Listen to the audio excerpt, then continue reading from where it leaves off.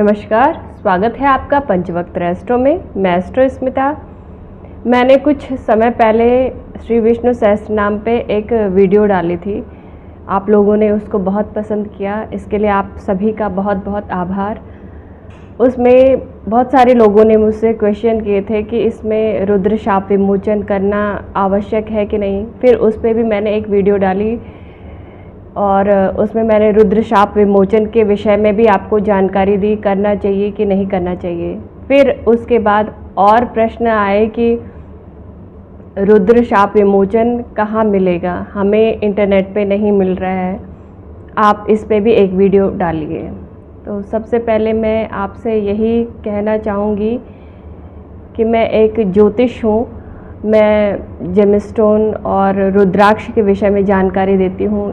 ज्योतिषीय उपायों के बारे में या ज्योतिष संबंधी जानकारी आप लोगों को देती हूँ, लेकिन ये मेरा विषय नहीं है। जो कर्मकांड है या पूजा पाठ है, मैंने श्री विष्णु सहस्त्र नाम के बारे में आपको इसलिए बताया था क्योंकि ये ज्योतिषीय रेमेडी है।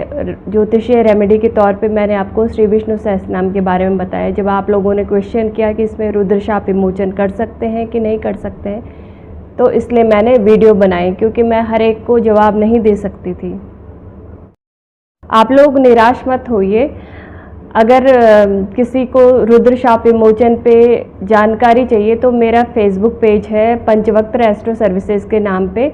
मैं उसका लिंक कमेंट सेक्शन में डाल दूंगी। अगर जिसे भी इस चीज़ की जानकारी चाहिए, रुद्र शाप विमोचन कैसे करना है, तो वो मेरे फेसबुक पेज पे मुझसे संपर्क कर सकता है। उसमें मैं आपको उसकी कॉपी भेजूंगी और विधि भी बताऊंगी कि कैसे कैसे इसको करना है।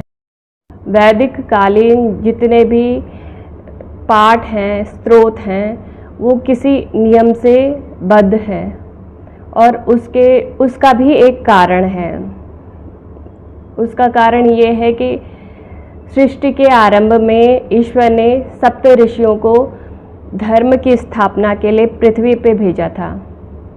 वो जो 7 ऋषि थे वो पूरी पृथ्वी पे उन्होंने भ्रमण किया। तब ना ही कोई देश था, न विदेश था, न कोई जाति धर्म संप्रदाय, कुछ नहीं था।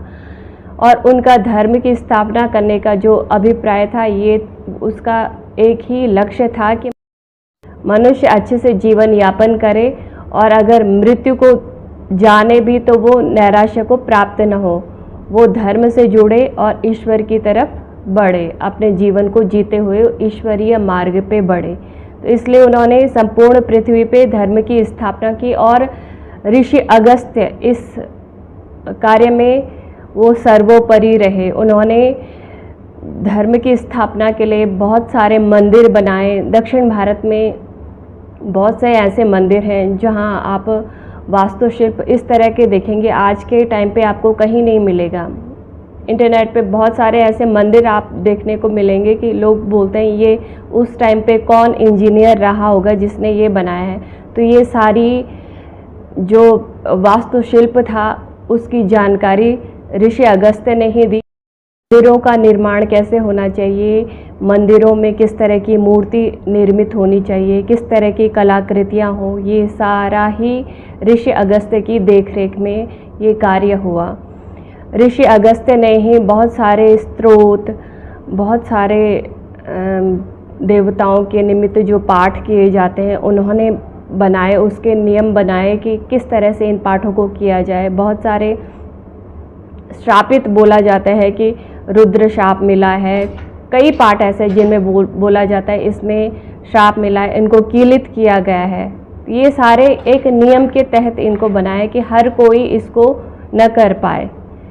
पहले इनको जैसे रुद्र शाप विमोचन हुआ तो रुद्र शाप विमोचन के बाद ही आप श्री विष्णु सहस्त्रनाम पाठ कर सकते हो, तभी उसका फल मिलता है। इस तरह से जितने भी पाठ हुए हैं उनको एक नियम में रख करके उनको कीलित किया गया है, तब उसका फल मिलता है। इसलिए जितने भी वैदिक कालीन जितने स्रोत हैं, पाठ हैं, ये सारे ऋषि अगस्त्य के नियम के तहत चलते हैं। अगर आप ये नहीं मानते, आप बोलते हैं कि ऐसा करने से कुछ नहीं होता है, तो ये आपकी सोच है। जैसे गायत्री मंत्र है, तो गायत्री मंत्र लोग कहीं पे भी बजा देते हैं, लेकिन इसका फल तभी मिलता है जब गुरु शिष्य परंपरा के तहत जब गुरु आपके कान में गायत्री मंत्र बोलते हैं तभी ये फलित होता है। तब आप 2 बार बोलो, 4 बार बोलो, जितने बार बोलो ये फलित होगा। लेकिन अगर आप इसको 1 लाख बार भी बोलो लेकिन आपके गुरु ने आपको ये गुरु मंत्र नहीं दिया है तो ये कभी फलित हो ही नहीं सकता, क्योंकि इसमें भी एक नियम है। ये भी ऋषि अगस्त्य ने बताया है। ये अगस्त्य संहिता में आपको इस बात की आपको जानकारी मिल जाएगी। इस वीडियो बनाने का मेरा जो ध्येय था, आप लोगों को रुद्र शाप विमोचन के विषय में जानकारी देनी थी। अगर आपको ये, फिर से मैं आपको यही बोलूँगी कि अगर आपको ये जानकारी चाहिए कि किस तरह से रुद्र शाप विमोचन करना है तो आप मेरे फेसबुक पेज पंचवक्त रेस्ट्रो पे संपर्क कर सकते हैं। वहाँ से आपको रुद्र शाप विमोचन की विधि मिल जाएगी। यदि आपको मेरा ये वीडियो पसंद आए, वीडियो को लाइक कीजिए, मेरे चैनल को सब्सक्राइब कीजिए, वीडियो को शेयर भी कीजिए ताकि अन्य लोगों तक ये जानकारी पहुँचे। नमस्कार।